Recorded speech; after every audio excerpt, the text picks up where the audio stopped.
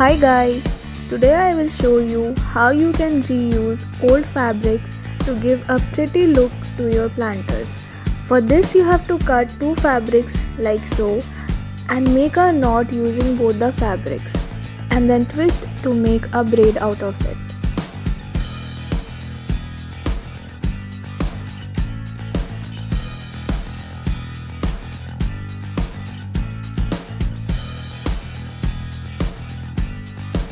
Once you are done, you have to stick it onto your planter using hot glue gun.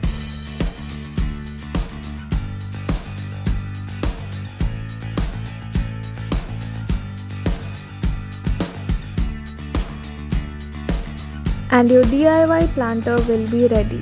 Thank you for watching.